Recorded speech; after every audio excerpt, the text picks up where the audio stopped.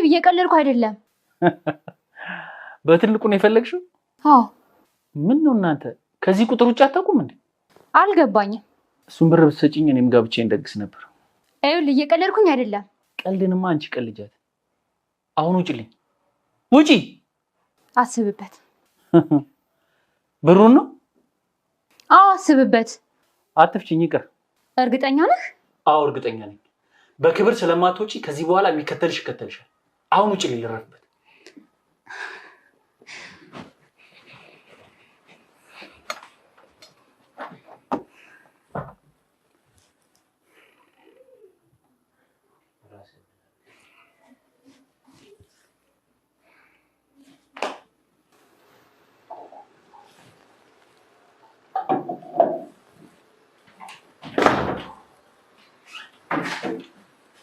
አንቺ ባሌ ላይ ምን አይነት መተት ነው ያሰራሽበት?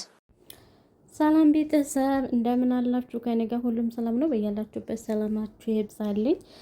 ቤተሰቦቼ እንግዲህ ከመጀመሪያ ላይ አንጀባ አድርጌ የዚህም ቪዲዮ አሳየቻችኋለሁ ማለት ነው፣ ምን አይነት ድራማ እንደሆነ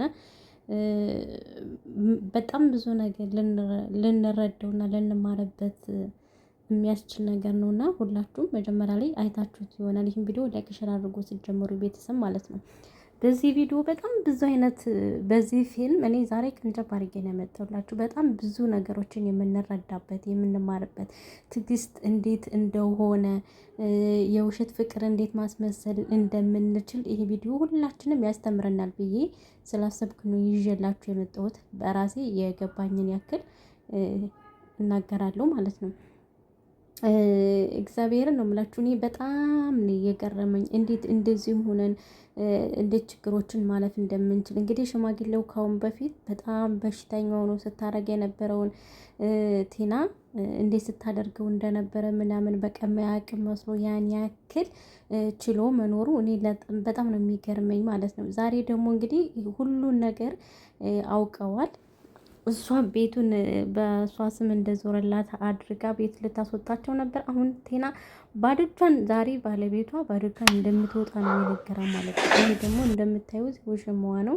እሱ ምንም አይነት ከእሷ ፍቅር የለውም። እሷ ደግሞ ከዳኒ እሷ ፍቅር አለባት ማለት ነው። እሱ ደግሞ ሌላ ናት የሚያፈቅራት የሚወዳት። ነገር ግን ገንዘብ ለመኖር ስለፈለገ ብቻ እሷ የምትለውን ቲናን እያመነ አብራት እየሰራ ይገኛል ማለት ነው። እና በጣም ከባድ ነው። አንዳንድ ጊዜ ፍቅር ብዙ ዋጋ ሊያስከፍለን ይችላል። ግን ደግሞ ፍቅር ለፍቅር ብለን ገንዘብንም ወደን የምናከብረውን ባላችን ላይ አልጋ ላይ ይህን ያክል ድረስ ሰውን የምናደርገው ነገር እኛን ነገር ሊያስከፍለን ይችላል። በቃ የማይታወቅብን ነገር መስሎ ግን ብዙ ነገሮችን የምናጣበት ነገር ይከሰታል ማለት ነው። አሁን ቴና እንግዲህ ከባለቤቷም አትሆንም፣ ከንብረቷም አትሆንም፣ ከምንም ነገር አትሆንም። ባዶ እጇን ነው ከዛ ቤት የምትወጣ ማለት ነው። እና በጣም የሚገርም ድራማ ነው። እግዚአብሔርን ደስ የሚል ድራማ፣ በተለይ ሽማግሌው ምን ያክል ትዕግስተኛ እንደሆነ ምን ያክል ቻይ እንደሆነ የሚያሳየን ድራማ ነው። ሁላችሁም ትሁት ደግሞ ምን ያክል ትዕግስት ማድረግ እንደምትችል አይታችኋል ብዬ አስባለሁ። ይህን ቪዲዮ መጨረሻ ላይ እና መጀመሪያ ላይ አስገባላችኋለሁ። ተከታተሉ፣ ትማሩበታላችሁ።